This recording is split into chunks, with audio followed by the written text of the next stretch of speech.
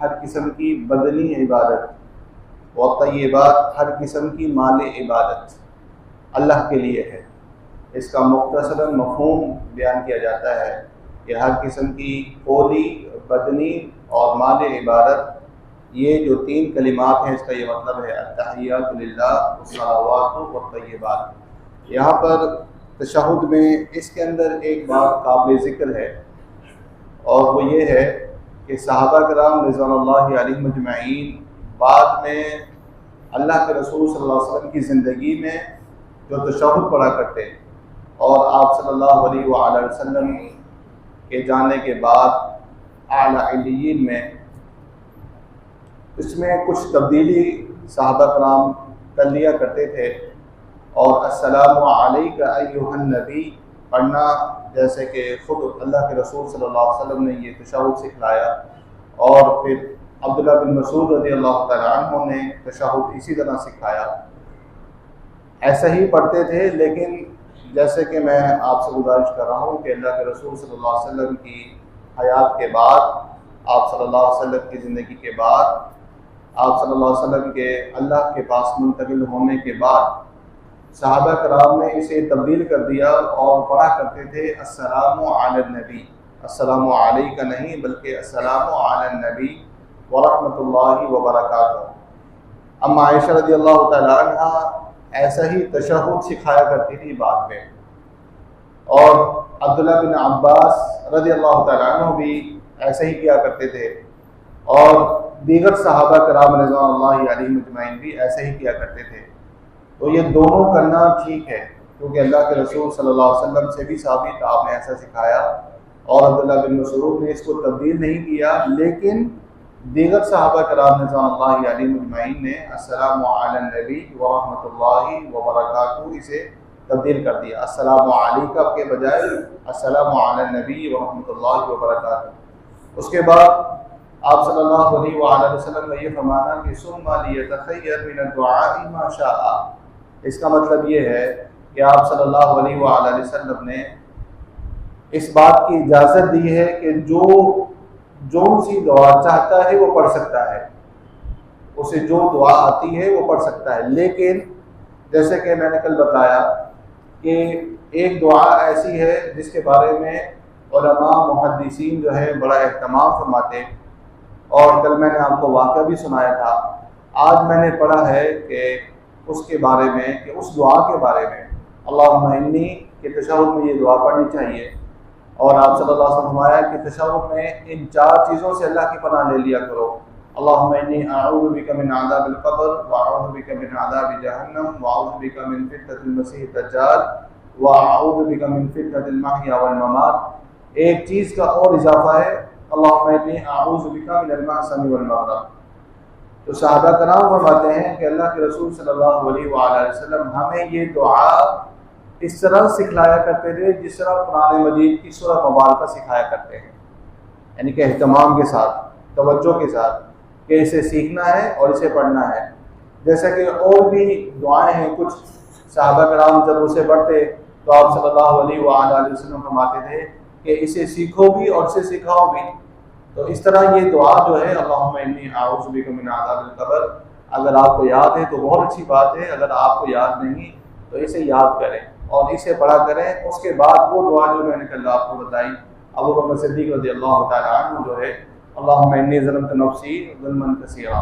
اس کے علاوہ اور بہت ساری دعائیں اللہ کے رسول صلی اللہ علیہ وسلم سے ثابت ہیں، آپ سے یہ بھی ثابت ہے کہ آپ نے یہ بھی پڑھا ہے تشہد میں اللہم حاسبنی حسابا یسیرا، یہ بھی پڑھا ہے آپ نے۔ اور بھی کافی دعائیں، کچھ لوگ ہمارے دوست جو ہیں وہ ایک دعا پڑھ لیتے ہیں رب اجعلنی مقیم الصلاۃ ومن ذریتی، اسے پڑھنا جائز ہے، صحیح ہے، پڑھ سکتے ہیں، لیکن پھر وہی بات آ جاتی ہے کہ سنت جو طریقہ ہے آپ صلی اللہ علیہ وسلم کا، جو آپ نے دعا سکھلائی، جو آپ نے بتائی، اسے آپ پہلے پڑھ لیں، وہ بہتر ہے۔ اس کے بعد آپ اپنی جو دعا پڑھنا چاہتے ہیں اسے پڑھ لیں۔ آپ صلی اللہ علیہ وآلہ وسلم کا بیٹھنے کا طریقہ تشہد میں، دونوں میں، درمیانی تشہد میں اور آخر تشہد میں بیٹھنے کا طریقہ مختلف ہے، اور جو پہلا تشہد ہے اس میں آپ صلی اللہ علیہ وآلہ وسلم اپنے بائیں پاؤں کے اوپر بیٹھا کرتے تھے، دائیں پاؤں کو پیچھے کھڑا کر لیتے جیسے ہم لوگ بیٹھتے ہی ہیں، بائیں پاؤں کے اوپر بیٹھتے، لیکن آخری تشہد میں آپ صلی اللہ علیہ وآلہ وسلم اس بائیں پاؤں کے اوپر نہیں بلکہ اسے بچھا لیتے اور اسے دائیں پاؤں کے درمیان سے نظر بھی آتا ہے یہ، اس کو نکال لیتے اور اپنے جو بایاں جو حصہ ہے اس کے اوپر آپ صلی اللہ علیہ وآلہ وسلم بیٹھتے اور اسے عربی زبان میں تورک کہتے ہیں، اسے عربی زبان میں تورک کہتے ہیں اور یہ سنت ہے۔ دونوں میں فرق میں نے آپ کو بتایا کہ پہلے تشہد میں بائیں جو پاؤں ہیں اس کے اوپر بیٹھنا اور آخر میں جو ہے اس کے اوپر نہیں بیٹھنا بلکہ نیچے بیٹھنا اور اس کو یہاں سے دائیں طرف سے تھوڑا سا نکال لیتے اور دایاں جو پاؤں ہے وہ کھڑا ہی رہتا۔ آپ صلی اللہ علیہ وآلہ وسلم اس کے بعد آپ تسلیم فرماتے السلام علیکم ورحمۃ اللہ اور السلام علیکم ورحمۃ اللہ، جیسے کہ رفع الیدین کے موضوع پر جب میں نے بات کی تھی تو صحابہ کرام کا پہلے طریقہ یہ ہوا کرتا تھا کہ السلام علیکم جب کہتے تو اپنے ہاتھ کو اٹھا لیا کرتے تھے، السلام علیکم ورحمۃ اللہ یوں کیا کرتے تھے، السلام علیکم ورحمۃ اللہ اور السلام علیکم ورحمۃ اللہ۔ تو آپ صلی اللہ علیہ وآلہ وسلم نے اس سے منع فرما دیا، آپ نے فرمایا کہ تم اپنے ہاتھوں کو اس طرح نہ اٹھایا کرو اور اپنے ہاتھوں کو ایسے ہی رکھو اور اتنا ہی کافی ہے السلام علیکم ورحمۃ اللہ اور السلام علیکم ورحمۃ اللہ۔ یہ وہ واقعہ ہے کہ جس کو ہمارے بعض ساتھی اور دوست جو ہیں وہ یہ کہتے ہیں کہ یہ اس بات کی دلیل ہے کہ آپ صلی اللہ علیہ وسلم نے نماز میں ہاتھ اٹھانے کو منع فرمایا، رفع الیدین کرنے کو منع فرمایا۔ محدثین نے تشہد کے باب میں اس کو ذکر فرمایا اور تشہد میں جیسے امام نووی نے اور دوسرے محدثین نے اور بالکل صراحت ہے اس بات کی کہ اللہ کے رسول صلی اللہ علیہ وآلہ وسلم نے تشہد کے بعد جب السلام علیکم کہا جاتا ہے اس میں آپ صلی اللہ علیہ وآلہ وسلم نے ہاتھوں کو اٹھا کر السلام علیکم کہنے سے منع فرما دیا اور آپ نے فرمایا کہ اتنا ہی کافی ہے کہ السلام علیکم ورحمۃ اللہ اور السلام علیکم ورحمۃ اللہ۔ اس کے کچھ اور بھی صیغے ہیں جو علماء جانتے ہیں، طلباء جانتے ہیں اور عامت الناس کو بھی جان لینا چاہیے، اس میں کوئی حرج کی بات نہیں ہے، لیکن کہیں ایسا نہ ہو کہ کبھی کوئی کسی بات کو نہ جانتا ہو، جیسے مثال کے طور پر آپ صلی اللہ علیہ وسلم سے ثابت ہے، آپ صلی اللہ علیہ وسلم السلام علیکم ورحمۃ اللہ وبرکاتہ کا اضافہ بھی فرما لیتے اور السلام علیکم ورحمۃ اللہ وبرکاتہ اور السلام علیکم ورحمۃ اللہ، یہ آپ صلی اللہ علیہ وسلم سے ثابت ہے۔ تو اگر کوئی کرے تو اس میں کوئی حرج نہیں، حالانکہ اکثر امام جو ہے وہ السلام علیکم ورحمۃ اللہ السلام علیکم ورحمۃ اللہ کہتے ہیں جو کہ سنت ہے، یہ بھی آپ صلی اللہ علیہ وسلم سے ثابت ہے، سنت ہے۔ اگر کوئی کہتا ہے کرتا ہے کوئی عالم یا طالب علم یا آپ کبھی کرنا چاہیں تو سنت کے اوپر اس میں بھی کوئی حرج نہیں کہ السلام علیکم ورحمۃ اللہ اور السلام علیکم بس، بلکہ صرف ایک السلام علیکم کہنا بھی ثابت ہے آپ صلی اللہ علیہ وسلم سے، اور اسی لیے ہم دیکھتے ہیں کہ خاص طور پر نماز جنازہ میں باہر سعودیہ حرم کے اندر، حرمین کے اندر اور دوسری جگہوں پر جو ہے مصر میں بھی نماز جنازہ میں صرف السلام علیکم ورحمۃ اللہ ایک دائیں جانب کیا جاتا ہے، بائیں جانب نہیں کیا جاتا۔ آپ صلی اللہ علیہ وآلہ وسلم اس طرح نماز پڑھنے کے بعد جو نماز کے بعد جو کچھ اذکار ہیں انشاءاللہ اس پر ہم کل بات کر لیں گے، اور جو چیزیں نماز کے متعلق ہیں اس پر ہم کوشش کریں گے کہ جمعرات تک اس کے اوپر بات کر لیں۔ یہ ایک سوال ہے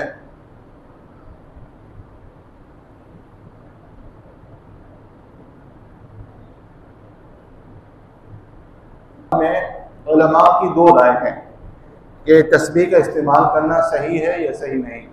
بعض علماء نے تو بڑی شدت کے ساتھ اس کا انکار کیا ہے اور کہا کہ تسبیح بالکل نہیں استعمال کرنی چاہیے،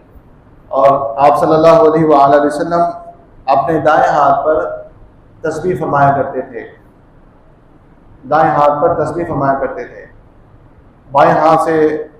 ذکر نہیں ہے، دائیں ہاتھ کا ذکر ہے عبداللہ بن عمر رضی اللہ تعالیٰ عنہ سے کہ آپ دائیں ہاتھ سے تسبیح فرماتے تھے۔ بعض علماء نے بائیں ہاتھ سے بھی تسبیح کرنے کو اجازت دی ہے، اور کہا ہے، ایک روایت ہے کہ ہن مستنطقات، کہ انگلیاں جو ہے وہ گواہی دیں گی، لہذا دونوں سے جو ہے وہ تسبیح کی جا سکتی ہے، لیکن بہتر یہ ہے کہ صرف دائیں سے کریں، یہ میری رائے ہے۔ اکثر علماء کی رائے ہے یہ کہ دائیں ہاتھ سے جو ہے وہ تسبیح کی جائے۔ اور عرب رسول اللہ صلی اللہ علیہ وسلم کے زمانے میں صحابہ کرام کی جو گنتی تھی وہ بڑی مختلف تھی، اور اسے بہت کم لوگ جانتے ہیں۔ بہت راسخ جو بہت پرانے علماء تھے، یا جو علماء خاص توجہ دیتے ہیں طلباء کو سکھائی ہو انہوں نے، وہ ان کی گنتی کچھ اور تھی کہ 10 اور 20 اور 30۔ میں نے آپ کو بتایا تھا کہ 53 کا نشان آپ صلی اللہ علیہ وسلم تشہد میں جو ہے وہ 53 کا نشان کا لفظ موجود ہے، اور وہ یہ ہے 3 اور 50 تو صحابہ کرام کے ہاں 50 یہ تھا۔ اسی طرح وہ 1000 تک گنتی کر لیا کرتے تھے، اور یہ کتابوں میں اس کی تفصیل موجود ہے۔ بہرحال تسبیح جو ہے، اور لیکن بعض علماء جو ہے وہ کہتے ہیں کہ اگر کوئی بھول ہو جاتی ہے اور بھول کی وجہ سے اگر کوئی استعمال کر لے تو اس میں حرج نہیں، لیکن بہتر یہ ہے کہ اپنے ہاتھ سے تسبیح کرنی چاہیے۔ باقی جو ہے نماز کے بارے میں انشاءاللہ نماز کے بعد کا جو اذکار کا اور کچھ نوافل اور سنتوں کے بارے میں انشاءاللہ ہماری بات ابھی جاری رہے گی۔ اللہ سبحانہ و تعالیٰ سنت کے مطابق نماز پڑھنے کی توفیق عطا فرمائے۔ سبحان ربک رب العزۃ عما یصفون وسلام علی المرسلین والحمد للہ رب العالمین۔